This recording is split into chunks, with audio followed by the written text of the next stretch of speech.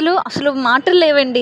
First time మన పేజ్లో నేను గుట్ట పూసలు అయితే చూపిస్తున్నాను. అసలు నాకు చూస్తే మాత్రం దిమ్మ తిరిగిపోయింది. ఈ పెళ్ళిళ్ళ సీజన్కి పెళ్లి కూతురు ఈవెంట్కి వేస్తే ఉంటుందండి మరి బ్రైడల్ సెట్.